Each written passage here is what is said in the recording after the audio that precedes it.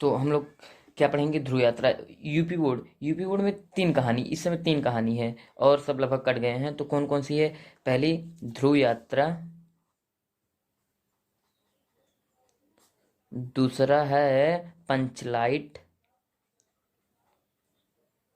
और तीसरी कहानी है बहादुर। तो आज हम लोग पढ़ेंगे ध्रुव यात्रा। ध्रुव यात्रा में क्या हुआ, कैसे लिखा जाता है, आज हम सबके बारे में पढ़ेंगे। तो सबसे पहले हम लोग देखेंगे कि कहानी के लेखक कौन है। तो देखिए, कहानी के लेखक सुप्रसिद्ध कहानीकार श्री चैतेंद्र कुमार जी हैं। तो वैसे तो मतलब कहानी तो सब लोगों ने पढ़ा होगा, तो लिखा कैसे जाता है आज हम लोग वो जानेंगे। तो आप श्री जयतेंद्र कुमार जी लिख देंगे तो मतलब ये तो सब लिखते हैं, लेकिन आप कुछ अलग, सबसे कुछ अलग लिखेंगे। तो आप लिखेंगे सुप्रसिद्ध श्री कहानीकार श्री जयतेंद्र कुमार जी। फिर इसमें मुख्य पात्र क्या है? लेखक हो गए। अब हम देखेंगे मुख्य पात्र क्या है। कहानी के मुख्य पात्र राजा रिपू दमन बहादुर हैं। तो मुख्य पात्र होता क्या है? आपने पूरी कहानी पढ़ी होगी तो उसमें देखा होगा सबसे ज्यादा, मतलब कि सबसे ज्यादा कहानी में किसका, मतलब सबसे ज्यादा नाम किसका आया होगा। तो सबसे ज्यादा बार कहानी में राजा का नाम आया होगा, जिनका नाम रिपुदम है।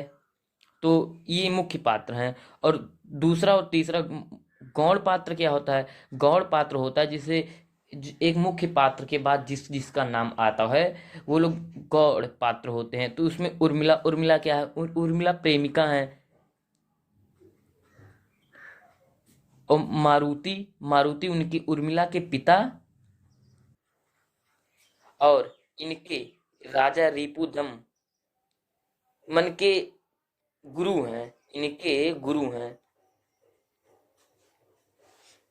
अब कथा वस्तु कैसे लिखा जाता है? देखिए, कहानी की कथा वस्तु में जयतेंद्र जी ने एक एक सुसंस्कारित युक्ति के उत्कृष्ट प्रेम की पराकाष्ठा को दर्शाया है, जिसमें प्रेम को नारी से अलग एवं उच्च स्थान दिया है। अब देखो क्या लिखा है इसमें। लिखा है जिसमें प्रेम को नारी से, नारी मतलब उर्मिला, स्त्री से अलग, जैसे प्रेम को स्त्री से, मतलब प्रेम और स्त्री को अलग अलग, और जो प्रेम है, प्रेम को स्त्री से उच्च स्थान दिया गया है। अब अब हम पढ़ेंगे उद्देश्य क्या है। उद्देश्य, इस कहानी का, पूरी कहानी पढ़ने के बाद कहानी का उद्देश्य क्या निकलता है। देखो, ध्रुव यात्रा कहानी का उद्देश्य इसमें स्पष्ट किया गया है कि प्रेयसी, प्रेयसी माने प्रेमिका, प्रेमिका कौन है? प्रेमिका कौन है? प्रेमिका है उर्मिला। देखो यहाँ, यहाँ प्रेमिका उर्मिला है। तो क्या लगेगा? प्रेयसी जब स्त्री अथवा, रुको थोड़ा नीचे हो गया है। हाँ, देखो स्त्री अथवा, देखो ये ब्लैक पेन से लिखा है। यहाँ से आप लोग जो जो मेन कैरेक्टर रहेगा उसको आप ब्लैक कर देंगे, जिससे थोड़ा अच्छा दिखे। और अच्छा दिखेगा तो जो कॉपी को चेक करता है उसको अच्छा जब दिखेगा तो वो नंबर अच्छा देगा। तो क्या हो, कहाँ हुआ? स्त्री अथवा पत्नी बनाने के कगार पर हो, और वह प्रेमी की संताति धारिणा।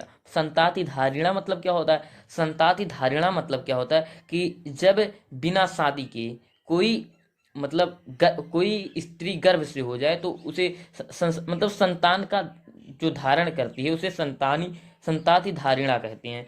हो तब उसके विवाह को, विनय को नहीं मतलब विवाह और विनय, विवाह, विवाह मतलब विवाह वैसे होता है, और विनय, विनय मतलब उसकी इच्छा, इच्छा को ठुकराना नहीं चाहिए।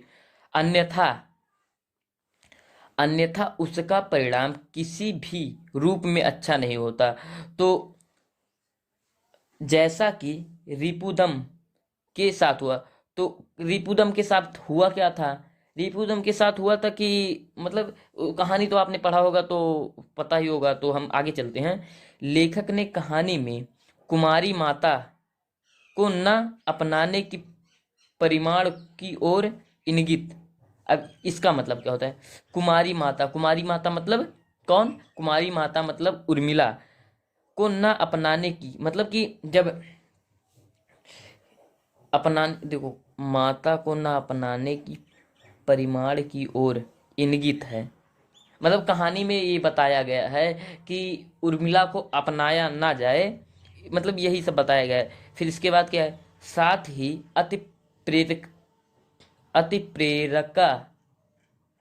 प्रेरकता के परिणाम की ओर भी पाठकों का ध्यान आकर्षित किया है। मतलब इस अति प्रेरकता मतलब क्या, मतलब कि अति प्रेरकता मतलब कि एक प्रेरकता मतलब किसी के प्रति आकर्षित, मतलब आकर्षित होना, तो इसमें दिया गया है इस कहानी से अति प्रेरकता के परिणाम, मतलब कि कहानी का परिणाम और उसके और पाठकों का, मतलब पढ़ने वाले के ध्यान को, पढ़ने वाले ध्यान को, जो मतलब जो जैसे जो पढ़ता है उसको जब कहानी पढ़ने में मजा आएगा तभी वो कहानी आगे पढ़ेगा। तो इससे यह बताया गया है कि मतलब पढ़ने वाले को आकर्षित किया। अब देखो पूरी कहानी पढ़ने के बाद निष्कर्ष क्या निकलता है। निष्कर्ष, पूरी कहानी पढ़ने से यह निष्कर्ष निकलता है कि ध्रुव यात्रा कहानी तत्वों की दृष्टि से एक सफल मनोवैज्ञानिक कहानी है।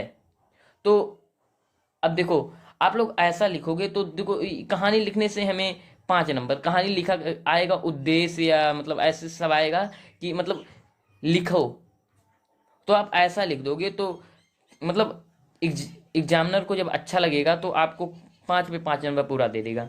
धन्यवाद।